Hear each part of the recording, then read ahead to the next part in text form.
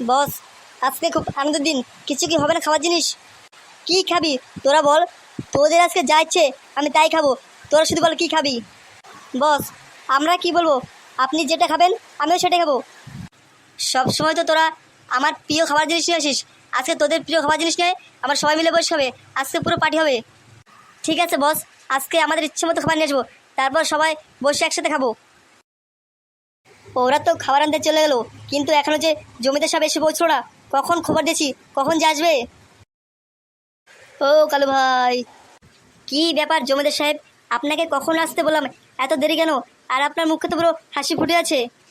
কালু ভাই, এতদিনের পর একটা কাজের মতো কাজ করেছো, মুখে হাসি তো থাকবেই। তার জমিদার মশাই, আপনি একা আসলেন কেন? আপনার ছেলেবেলে মানে সঙ্গবাঙ্গগুলো কোথায় গেল? আজকে আমি এত খুশি যে তাই ওদেরকে আজকে পুরো ছুটি দিয়ে দিয়েছি। ওদের পুরো আজকে ফ্রি করে দিয়েছি। ওদের ইচ্ছে মতো আজকে চলাফেরা করবো না। তা তোমার ছেলেপেলেগুলো কোথায়? একটাও দেখতে পাচ্ছি না। জমিদার মশাই, আজকে আমারও খুশি দিন, তাই ওদেরকেও খাবার আনতে পাঠালাম। ওদের ইচ্ছে মতো নিয়ে আসবে, তারপর সবাই একসাথে মিশে বসে খাবো। বেশ বেশ ভালো। বলছি, আমার শত্রু ফুটো কোথায়? জমিদার মশাই, আপনি চিন্তা করবেন না, আপনার শত্রু ফুটোকে ওই গোডাউনের দড়ি দিয়ে বেঁধে রেখেছি। কি হলো জমিদার মশাই? ওই ওই ওই দেখো, ওই দেখো, ওই দেখো, কালু ভাই, কালু ভাই, দেখো দেখো দেখো।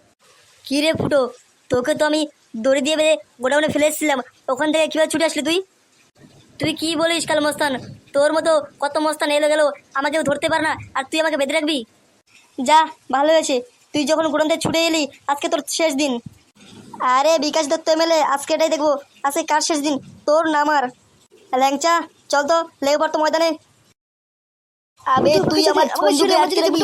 তোর এত বড় সাহস! সবাই তো মাত্র তোকে ধরেছি কাল মস্তান, আজকে তোর খাস করে ছাড়বো। এমএলএ সাহেব, আমাকে বাঁচাও, ফুটো আমাকে মেরে দিল। এমএলএ, আজকে তোর শেষ দিন। হে ল্যাংচা, এমএলএকে শক্ত করে ধরতো, কয়েকটা ঘুষি মেরে দেই। এই ফুটো, এসব কি হচ্ছে? ছাড় বলছি, ছাড়। তোরা দুজনে আমার ধরেছিস, ছাড় বলছি, ছাড়।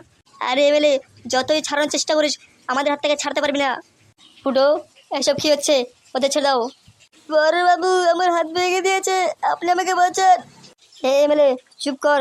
এখন তো হাত ভেঙেছি, পরে আর কত কিছু ভাঙবো তুই দেখ। দেখো বাবা ফুটো, আমি জানি এমএলএ আর কালো মস্তান তোমার সাথে অনেক কিছু করছে, তবু বলছি আইন হাতে নিও না। আপনি জানেন না বড়বাবু, এই এমএলএ আর কালো মস্তান আমার জীবনটাকে পুরো অতিষ্ঠ করে তুলেছিল।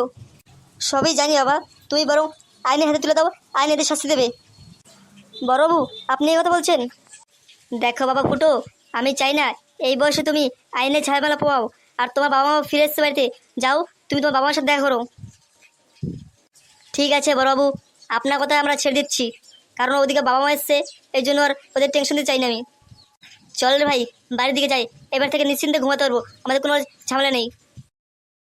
ফুটো, ল্যাংচা, চল চল, ফুটো বাবা এসছে। হ্যাঁ চল চল, আমি ফুটো যাচ্ছি। কত সময় হয়ে গেলো বাড়িতে এসছি, ছেলেটা এখনো বাড়ি আসার নাম নেই। ওর বন্ধু পল্টুকে বললাম যা ফুটো দেখে নিয়ে আয়, কিন্তু এখন আসছে না ও।